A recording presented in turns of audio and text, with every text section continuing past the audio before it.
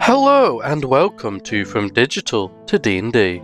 For those of you unaware, this series sees a character from fiction receive a stat block for you to use in your games of D&D, along with ways to use them. Naturally, any character that features in this series belongs to their respective owners. One of the most feared creatures in the galaxy of Metroid has descended to wreak havoc. Witness the carnage of Samus Aran's greatest nemesis, Ridley.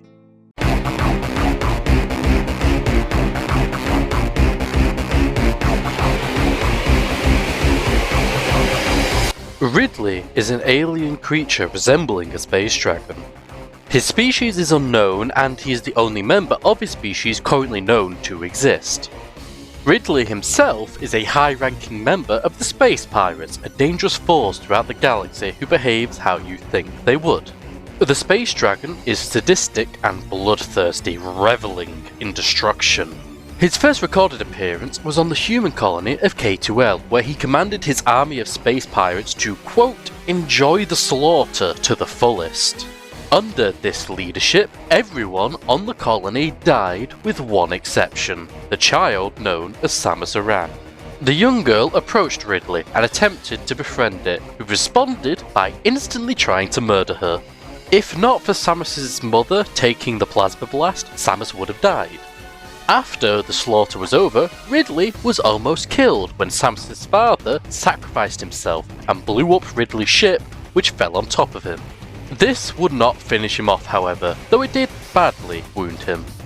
Ridley survived by consuming the dead, his body regenerating with each corpse consumed.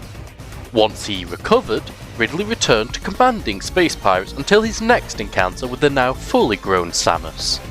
Ridley instantly took to tossing Samus around and berating her as a pathetic warrior. And then he learned who she was, meaning the attacks and insults were not personal. After this, the cruelty doubled as Ridley told Samus how he survived and that he likely consumed her mother. Samus would meet Ridley again on the planet Zebus, where Samus would finally strike Ridley down.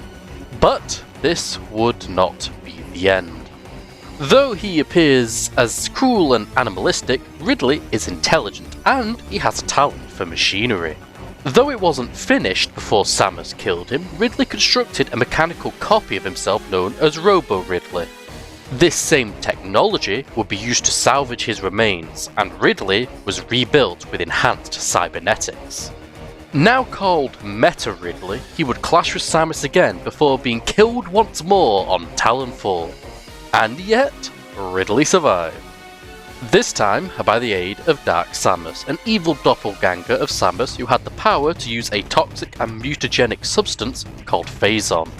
Once again, Samus and Meta-Ridley clashed, but he would be slain once again after mutating into Omega Ridley after he was exposed to more Phazon. So, of course, he survived yet again. With his Phazon corruption removed, the now Proteus Ridley had a few of his cybernetics left, but a large chunk of his flesh had regrown. Now back in action, Proteus Ridley travelled to SR388 to collect a Metroid, but was too late as Samus had killed all but one. Without delay, Proteus Ridley snatched the baby Metroid and fended off Samus as he tried to escape. However, Proteus Ridley would gain the upper hand and have Samus at his mercy. If not for the baby Metroid coming in to aid Samus, Proteus Ridley would have killed her. Like so many times before, Samus then struck him down. And like so many times before, he didn't actually die. When the two next met, Ridley had fully recovered and had raided the Ceres space colony to claim the baby Metroid. With Samus hot on his heels, Ridley fled to Zebus with the baby Metroid, where the two would clash one final time. Ridley truly died this time, exploding and covering Samus with his guts. And thus, Ridley died. I'm just kidding, he came back again. To be fair, the Ridley who died on Zebus was truly dead. The planet blew up, and even he can't heal from that. But a clone of Ridley was made from the traces of his DNA on Samus's suit.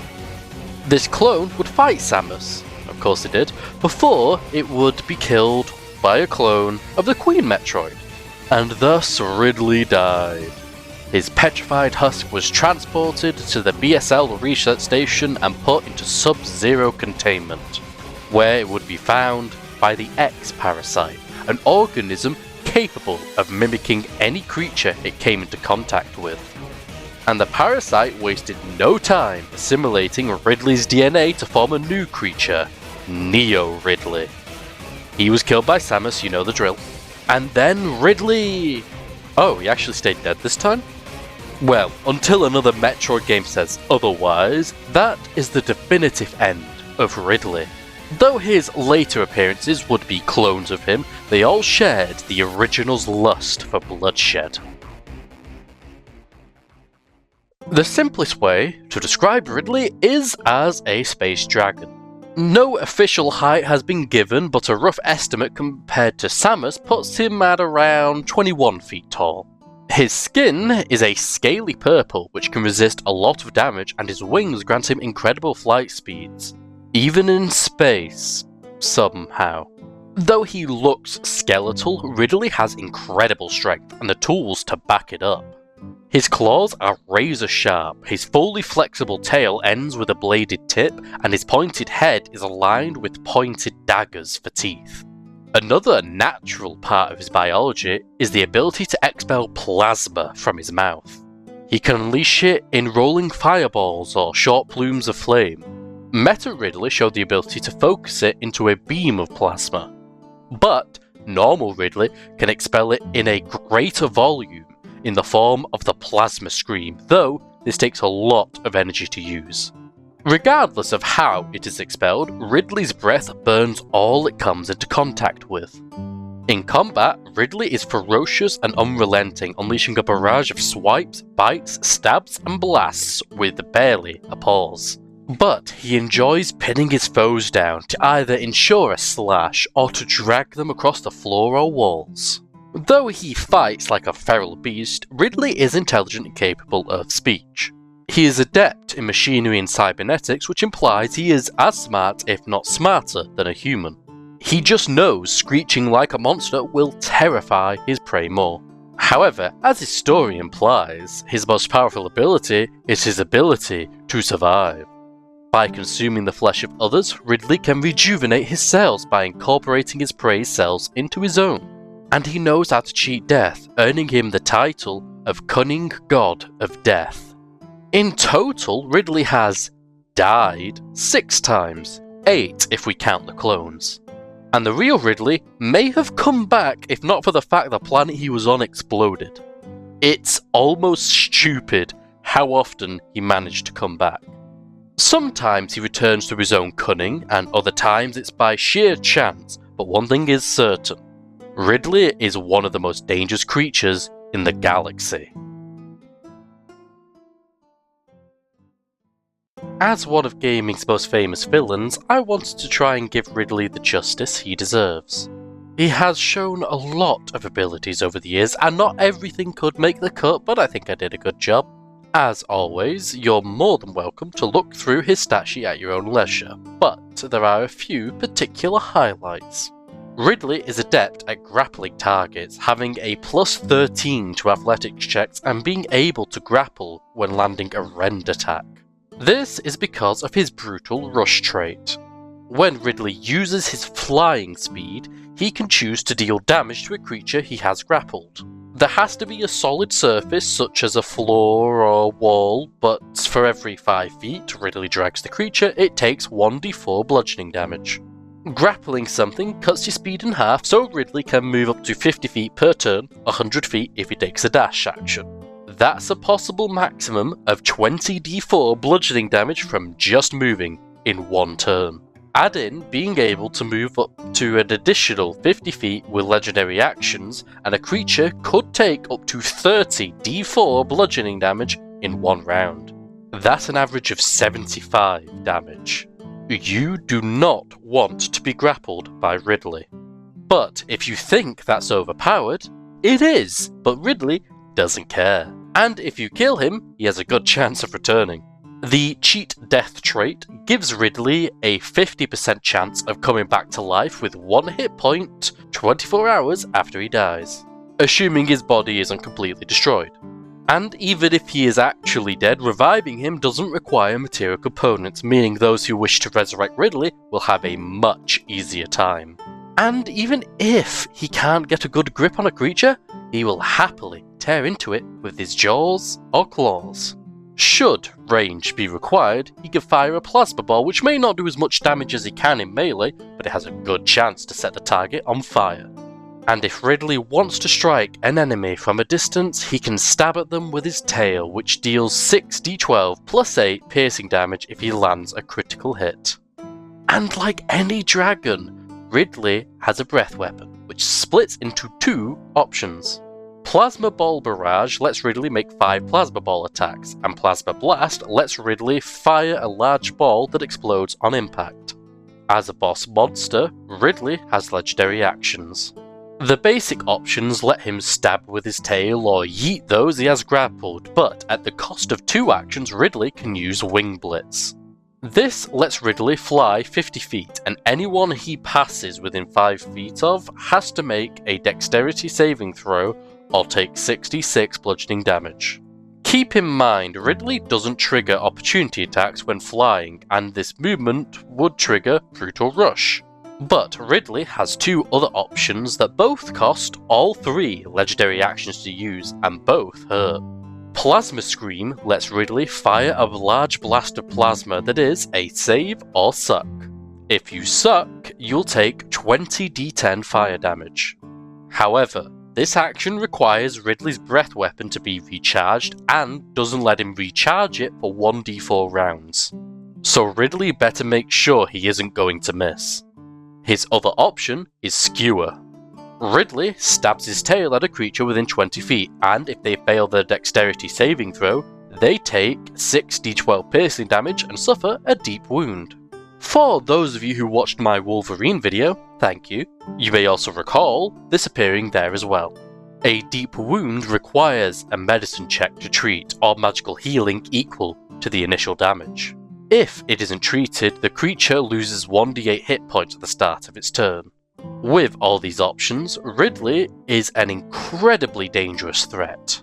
But as we know, he can fall, and he can be rebuilt. So if you want to use Meta Ridley, you can. He uses the same stats, but has a few alterations. His dark vision gets longer, he doesn't need to eat, drink, breathe, or sleep. He gains resistance to bludgeoning, piercing, and slashing damage from non-magical attacks that aren't adamantine. His weapon attacks are magical, and he gets new actions. Plasma Beam is a lesser version of Plasma Scream and can be used as an action. Multi-Missile Launcher is a costly legendary action that lets Ridley fire rockets at everyone within 60 feet. These options let Meta Ridley become a threat just as dangerous, if not more, than normal Ridley. But with all this power, it's clear why it takes Samus Aran herself to put Ridley down, and why it rarely sticks. Ridley serves one real purpose: to be a problem. As a space pirate, Ridley will be acting in the interest of the pirates, but will not miss out on a chance to inflict fear and pain. Naturally, Ridley works best in a Spelljammer setting, but he can be used in others. If there is a special resource to claim, Ridley will likely be sent to ensure its procurement. This may be a special mineral, an ancient weapon, a bioweapon, or anything the space pirates think will make them more powerful. We've seen Ridley act as a guardian of a location and primary enforcer of a greater entity like Mother Brain. But he's fully capable of making his own choices, such as when he raided Samus's home all those years ago. When dealing with something that stands in his way, Ridley chooses violence. Primarily because he knows he will win and get to see others suffer. In a spelljamming setting, Ridley will amass space pirates and lead them on whatever mission they're on. But for a non-spelljammer setting, here's an idea. Let's say the party notice a burning castle and decides to enter it to try and find survivors. The castle is being besieged by space pirates, and when the party reach the vault, they find Ridley.